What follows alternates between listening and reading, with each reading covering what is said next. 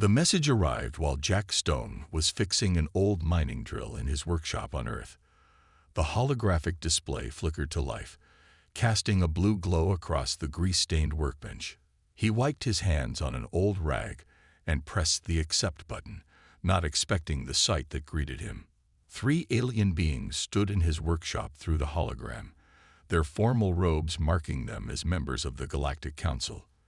The tallest one stepped forward, its crystalline form catching the light. "Engineer Stone, your reputation for reviving ancient machinery has reached our attention. We face a crisis that requires your unique perspective." Jack raised an eyebrow. In the 50 years since Earth joined the galactic community, humans were usually seen as newcomers, their technology considered primitive compared to species that had been exploring space for millennia. What kind of crisis needs a human engineer? The crystal being's voice resonated with urgency. "We have discovered an ancient structure, older than any known civilization. We call it the Helios star engine. For the past 10,000 years, 2,000 different species have attempted to understand and activate it. All have failed." Images appeared in the air around Jack. A massive structure floating in space, its surface etched with patterns that reminded him of circuit boards, but on a scale that dwarfed the largest space stations. Parts of it seemed to pulse with a dim light, like a machine in sleep mode. "The engine orbits a dying star in the Carina sector," explained the second council member, a being that looked like flowing water held in a humanoid shape. "Our scientists believe it was built to prevent stellar collapse, but its makers left no manual, no instructions, only the machine itself." Jack walked around the hologram, studying the structure's details. Something about the patterns looked familiar, like the old industrial machines he'd grown up fixing in his family's restoration business. "And you think I can help?" "Me specifically." The third council member, who had remained quiet until now, spoke in a deep, rumbling voice. "We have exhausted our conventional approaches. Our most advanced civilizations have tried to interface with it using quantum computers, psychic links, and technologies your species hasn't even discovered yet. But the star it orbits is dying faster than predicted. We estimate 3 months before total collapse. The collapse of this star would trigger a chain reaction," the crystal being added. 17 inhabited systems would be affected. Billions would die." The being paused, its crystalline form dimming slightly. "We are desperate enough to try unconventional solutions." Jack touched one of the floating images, zooming in on what looked like an access panel. His eyes widened as he recognized something in the design.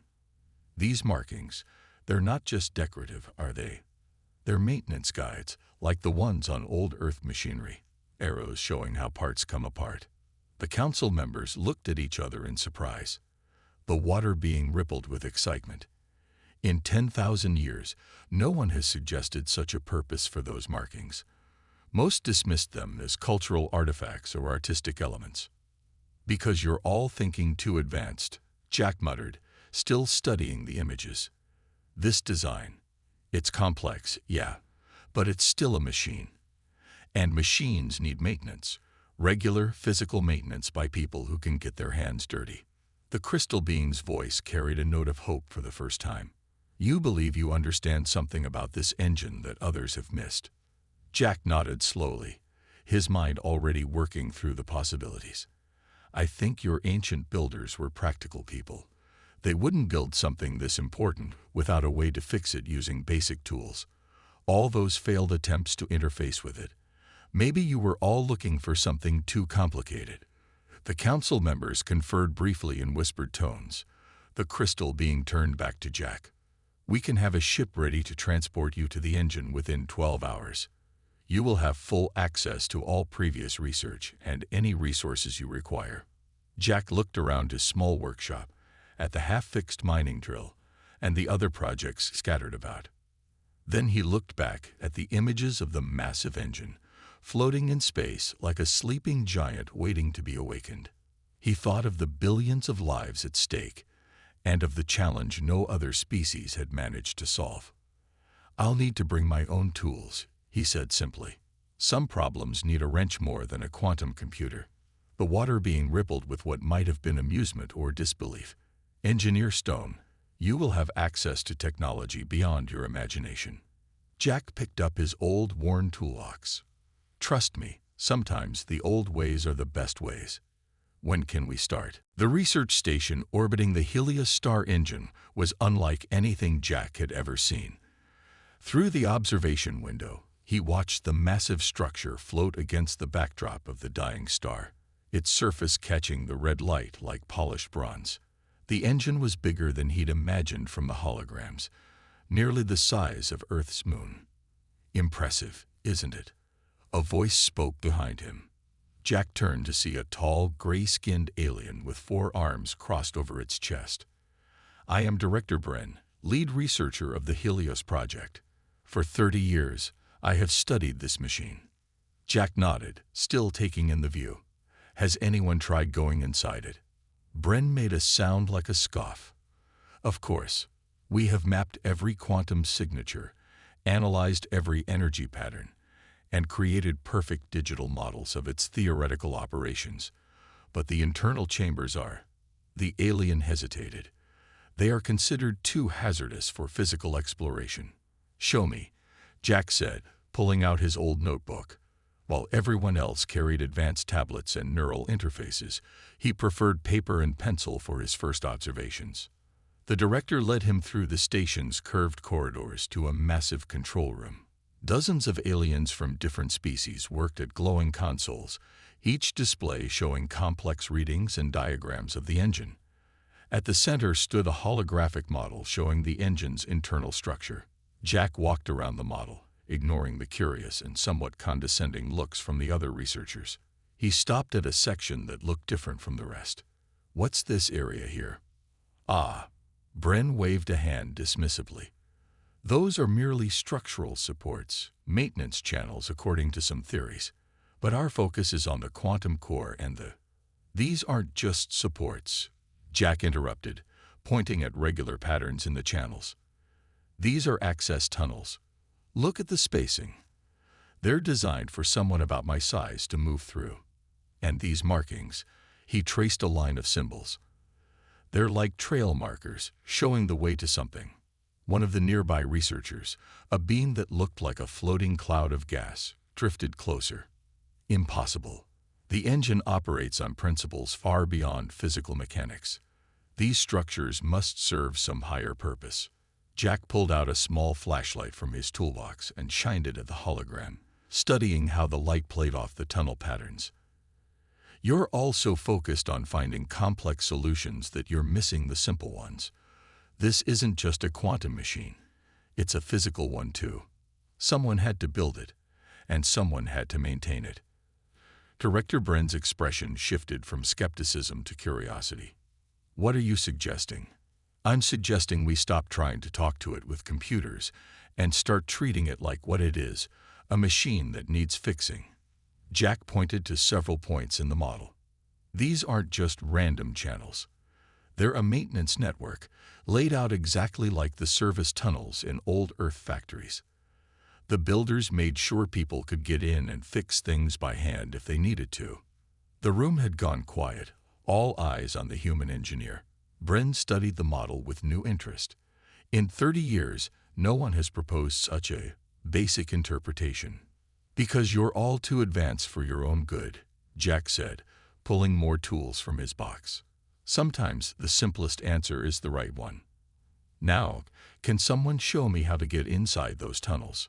You want to physically enter the engine. Bren's skin turned a lighter shade of gray. The radiation levels alone would. Jack held up a radiation meter from his toolkit. Already checked the readings. Nothing my suit can't handle. The builders wouldn't make maintenance tunnels that would kill the maintenance workers. A murmur of discussion spread through the room. Director Bren consulted with several other researchers before turning back to Jack. This is highly irregular. Our protocols. Your protocols haven't worked for 10,000 years, Jack pointed out. The star's getting more unstable every day. We can either try something new, or we can keep failing the same way everyone else has. After what felt like a long moment, Bren nodded. Very well. We will prepare an expedition into the maintenance channels. But I warn you, if there was a simple solution, surely one of the 2,000 species before you would have found it. Jack packed his tools back into his box, a small smile on his face. Maybe they were all too smart to see it. Sometimes you need someone who still knows how to use a wrench. The maintenance tunnel felt familiar to Jack, despite being inside an alien machine built before humans had invented the wheel. His magnetic boots clicked against the metal floor as he moved forward, helmet lights illuminating the passage ahead. Director Bren followed behind him, the alien's environmental suit making soft whirring sounds. These marks on the walls, Jack said, running his gloved hand along a series of raised patterns. They're not just decorative. They're like the maintenance diagrams in old factory machines. See how they point to different sections. He pulled out his notebook, sketching quickly. It's a map. Bren's voice crackled through the comm system. A map. Our best linguists spent decades trying to decode these patterns. They concluded they were mathematical formulas related to stellar physics. Jack shook his head, continuing down the tunnel. That's the problem with being too smart. Sometimes an arrow is just an arrow. He stopped at a junction where several tunnels met, studying the markings carefully. Look here, this symbol appears at every junction. It's not math. It's a direction marker, like a "you are here" sign. The alien researcher made a skeptical sound but followed Jack as he turned left, following the patterns.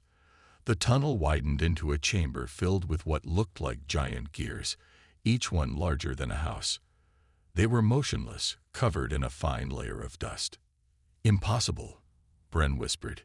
Physical gears. At this scale. Our theories suggested quantum entanglement drives or dark energy manipulators. But this is primitive mechanics. Jack walked up to one of the massive gears, shining his light along its teeth. Not primitive, reliable.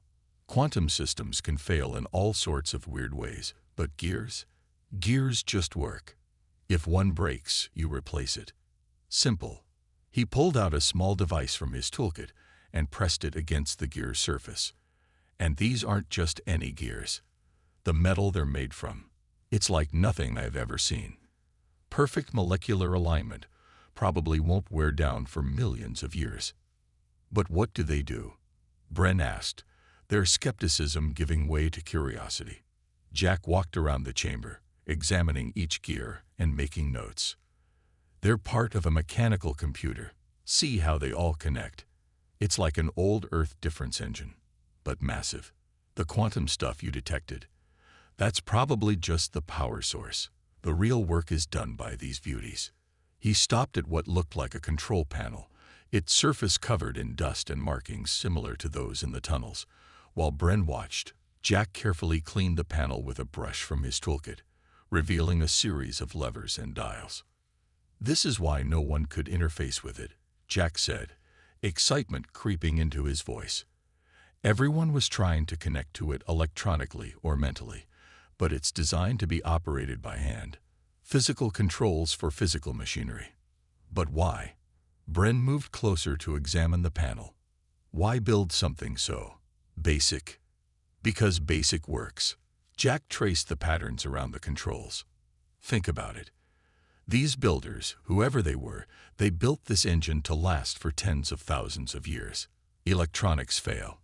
Quantum systems degrade. But mechanical systems, with the right materials and good design, they just keep going. And when they do break, anyone can fix them. You don't need advanced degrees or special technology. You just need to understand the principles. He pulled out more tools and began taking readings from different parts of the control panel. The builders weren't showing off how advanced they were being practical. They built something that could be maintained and repaired by any species smart enough to understand basic mechanics. Bren was quiet for a moment, all four arms clasped together in thought. In all our studies, we never considered. We assumed the solution had to be as advanced as the problem. Jack looked up from his work, grinning inside his helmet. Sometimes the best solutions are the simple ones. Now help me document these control layouts. Each one of these levers probably controls a different gear system. Once we understand how they connect. He paused, looking at a particular set of markings. Well, would you look at that? What is it? Bren asked, leaning in. These symbols here, they're not just labels. They're instructions, step-by-step directions for starting up the engine. The manual was here all along. We just had to realize we were looking at a machine, not a mystery. The research station shook violently, throwing Jack against the wall of the control room. Warning lights flashed as the dying star outside pulsed an angry red. Through the observation window, massive solar flares reached out like fiery fingers toward the station and the ancient engine. Shields at 60% and falling, announced a voice over the station speakers. Star activity increasing beyond predicted levels. Director Bren rushed into the room, all 4 arms carrying different data tablets. The star's collapse has accelerated. We have hours, not days as previously calculated. The alien's gray skin had turned almost white with stress. Jack looked up from the holographic model he'd been studying. For the past week, he'd been mapping out the engine's mechanical systems, translating the maintenance marks into a working manual. We're not ready. I've only decoded half the startup sequence. Another tremor rocked the station. In the distance, one of the engine's massive external arms creaked and shifted, responding to the star's increased activity. The sight gave Jack an idea. It's already trying to work, he said, pointing to the moving arm. The engine's basic systems are responding automatically, but without the main drive. He turned to Bren. We need to get back inside. Now. Impossible, Bren replied. Radiation levels in the maintenance tunnels are too high with the star in this state. Even your suit wouldn't protect you.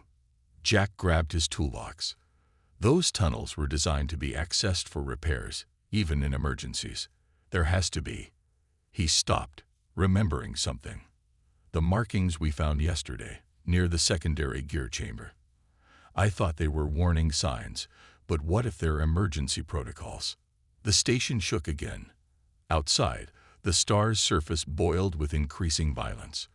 A team of alien scientists rushed past, evacuating to the emergency ships. Director, one of them called out. We must leave now. The quantum calculations showed total stellar collapse within 3 hours. But Bren was looking at Jack's notes, all 4 hands moving quickly through the pages. These symbols here, they match the emergency protocols in the main computer room.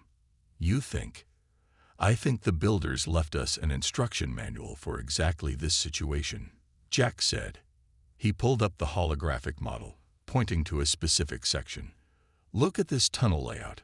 It forms a perfect circle around the core, with reinforced walls. It's not just a maintenance path, it's a safety corridor. Another alarm blared. Shields at 40%. The station computer announced. Bren looked between the notes and the model, then at the dying star outside. The radiation in those tunnels would kill most species almost instantly. Most species, Jack agreed, checking the seals on his suit. But humans, we've got something special. Our bodies can handle more radiation than most. And with the suit, he patted his reinforced toolbox. I've got some extra shielding in here too. Old tricks from Earth's nuclear cleanup days. The alien director was quiet for a moment, then spoke rapidly into a communicator. This is Director Bren. I need all emergency power diverted to the station's shields, focused on Section 7, Maintenance Access Point. All 4 arms worked quickly, entering commands into different consoles. I'm authorizing emergency protocols. Engineer Stone has my full support. Jack was already moving toward the maintenance access hatch, his toolbox in one hand and his notebook in the other. The builders were smart. They wouldn't make a machine this important without a way to fix it in an emergency. We just need to trust that they thought like engineers, not quantum physicists. Bren caught up with him at the hatch. The station's shields will give you a clear path to the access point. But after that, the alien held out a small device. This will monitor your radiation exposure. At maximum safe dose, it will. Thanks. Jack took the device, clipping it to his suit. But we both know I'm not turning back once I'm in there. He checked his oxygen gauge and radiation meters one last time. If I'm not back in an hour, get everyone off the station. And if you fail? Jack smiled inside his helmet. Then I'll have proved 2,000 alien species right about humans being primitive. He cycled the airlock. But I don't think I will. Sometimes, the universe needs someone primitive enough to just turn the right wrench. The maintenance tunnel glowed an eerie red from the dying star's light seeping through tiny viewing ports. Jack moved as fast as he dared, following the emergency markers he decoded. His radiation meter clicked steadily, but the reading was still within the safe zone. Barely. Status update. Bren's voice crackled through his comm. Star continues to destabilize. How close are you to the central control room? Almost there, Jack replied, his breath heavy in the suit. These emergency tunnels, they're shielded differently than the others. The builders knew someone would need to reach the core during a crisis. He stopped at a massive circular door covered in warning symbols. Unlike the other doors they'd found, this one had a simple mechanical handle, no power required. Jack pulled out his notebook, checking his translations one last time. According to these marks, this is it. The manual override chamber. Everything we need to start the engine should be inside. He gripped the handle with both hands. Going radio silent to conserve suit power. See you in 20 minutes. Good luck. Bren's voice faded as Jack switched off his comm. He needed to focus completely on what was ahead. The door opened with surprising ease, revealing a chamber unlike anything they'd found so far. While the rest of the engine contained massive gears and complex machinery, this room was different. Simple levers lined the walls, each marked with clear symbols. In the center stood a pedestal with what looked like a ship's wheel attached to it. Jack's eyes widened as he understood. It's a physical backup system, he whispered to himself. When everything else fails, you can still turn it by hand. He pulled out his notebook and began matching the symbols to his translations. The builders had left instructions, but they were scattered throughout the engine's maintenance tunnels, a security system hiding the startup sequence in plain sight. Only someone who had explored the entire maintenance network would have all the pieces. The radiation meter on his suit beeped a warning. The exposure was building faster now, but he forced himself to stay focused. Rushing would only lead to mistakes. Step 1, he muttered, moving to the first lever. Prime the cooling systems. The lever moved smoothly, and somewhere deep in the engine, he felt more than heard massive machinery coming to life. Step 2, align the stellar intake arrays. This required turning the central wheel exactly 12 notches clockwise. Jack's muscles strained against the resistance, but the wheel turned, accompanied by the sound of giant gears moving into position. A violent shake nearly knocked him off his feet. The star was getting worse. Jack checked his notebook again, sweat dripping inside his helmet. Step 3, engage the primary drive shaft. This meant pulling 3 levers in sequence, each one requiring his full strength. The engine rumbled to life around him. Through the viewing ports, he could see massive sections of the ancient machine beginning to move, shaking off millennia of stillness. But it wasn't enough. The main core was still dormant. His radiation meter moved into the red zone, but Jack ignored it. Final step, he gasped, moving to what looked like a simple pump handle. According to his translations, this would start the main core, but it required continuous operation for several minutes. Jack gripped the handle and began to pump. Each stroke sent shudders through the entire chamber.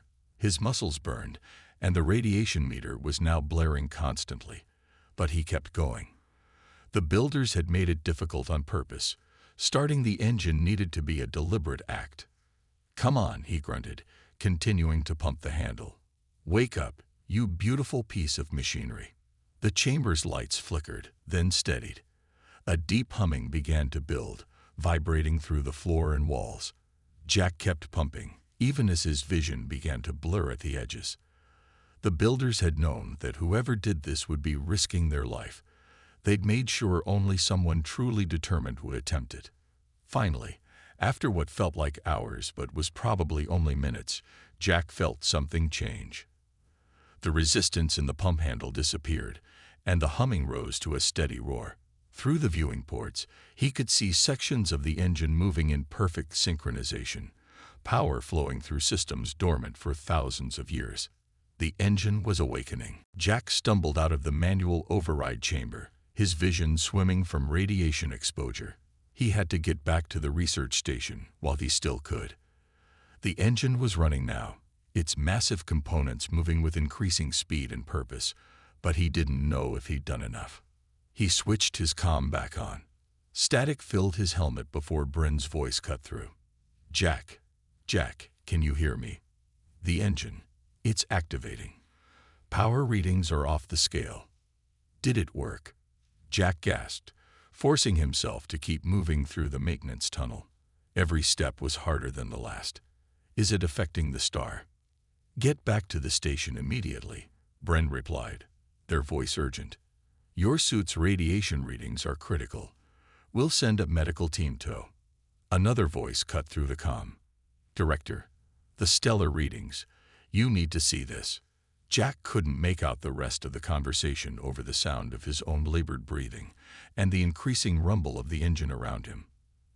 The maintenance tunnel vibrated with power as ancient machinery awakened fully for the first time in thousands of years. He reached a viewing port and stopped, despite the danger. Through the thick window, he could see the dying star. The massive solar flares that had been reaching toward them were being pulled back, drawn into long streams of energy that flowed toward the engine's intake arrays. The angry red of the star's surface was changing, patterns of stability spreading like cracks in ice. It's working, he whispered, leaning against the wall for support. The engine's actually working. The radiation meter on his suit was screaming now, but Jack took a moment to appreciate what he was seeing. The massive gears he'd found, the simple mechanical controls, they were all part of something greater. The engine wasn't just stabilizing the star, it was rebuilding it from the inside out. Jack, Bryn's voice cut through his thoughts. The medical team is waiting at access point 7. You need to move now. He pushed himself away from the viewport, forcing his legs to work. The maintenance tunnel seemed longer than before, stretching endlessly ahead of him. His earlier sprint had become a stumbling walk. Through the haze of radiation sickness, Jack's engineer's mind was still working. He could feel the engine's rhythm through the floor, through the walls, the steady beat of massive gears turning in perfect synchronization. The builders had created something incredible, not because it was complex, but because it was perfectly simple. Almost there, he muttered to himself, counting the distance markers on the wall. Just a little further. The access point appeared ahead, its hatch already open. Bright lights spilled into the tunnel, and he could see figures in medical suits waiting for him. Jack took another step, then another. His legs gave out just as he reached the hatch. Strong arms caught him.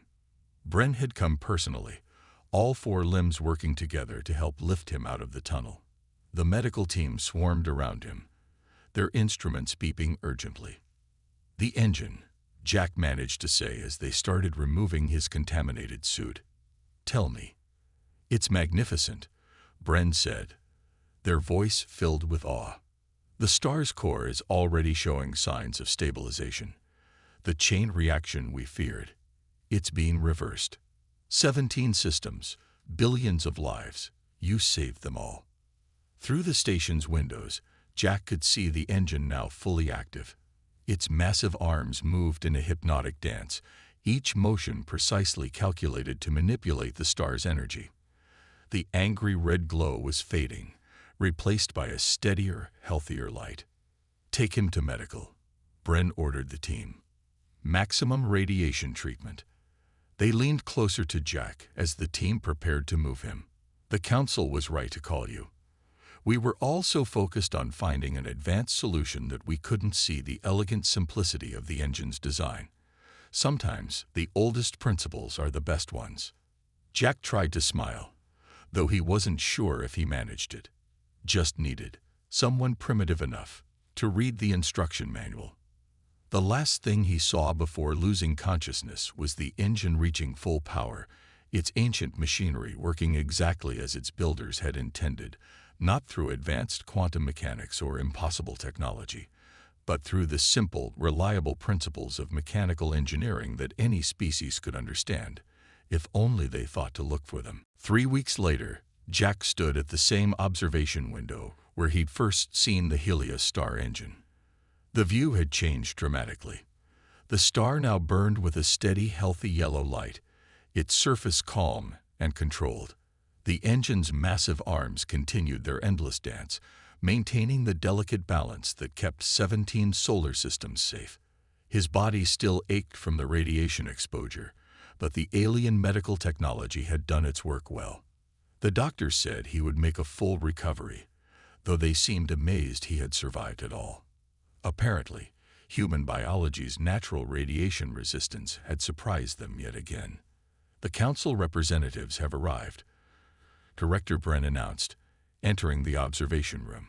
The alien's gray skin had returned to its normal shade, now that the crisis had passed. They wish to speak with you. Jack nodded, running a hand through his hair. He'd spent the past weeks documenting everything he'd learned about the engine, creating detailed maintenance manuals that any species could understand. The builders had left all the instructions. They just needed to be collected and translated into simple, practical steps. The council members entered, the crystal being, the water form, and the deep-voiced one who had first contacted him. They seemed different now, less formal and more curious. Engineer Stone, the crystal being said, its form catching the healthy starlight. You have accomplished what 2,000 species could not. The Helios star engine is not only operational but functioning beyond our highest expectations. The water being rippled with excitement. Our scientists have studied the maintenance tunnels you explored, the manual override systems, the mechanical backup controls. They were there all along, waiting for someone who could understand their purpose. The builders were practical people, Jack said, looking out at the engine. They didn't want their work to depend on advanced technology that might fail or be forgotten. They built it to last, to be maintained and repaired by anyone who understood basic mechanical principles. A humbling lesson, the deep-voiced council member rumbled. Our civilizations have become so focused on advancement that we forgot the value of simple solutions. Perhaps that was the builder's final message to us. Director Bren stepped forward, holding a data tablet. We've compiled Engineer Stone's maintenance manuals. They're written so clearly that even species just beginning their industrial age could understand the basic principles. The engine will never be forgotten or abandoned again. The crystal being moved closer to Jack. The council has a request. There are other ancient machines throughout the galaxy, sleeping giants that we have never fully understood. Would you be willing to examine them? Perhaps they too wait for someone who can see past complexity to find simple truth. Jack smiled, thinking of his small workshop back on Earth. He'd gone from fixing old mining drills to repairing a machine that saved billions of lives. But the principles were the same. Understand the basics, respect the design, and don't overlook the simple solutions. I'd be honored, he said, but on one condition. The council members waited expectantly.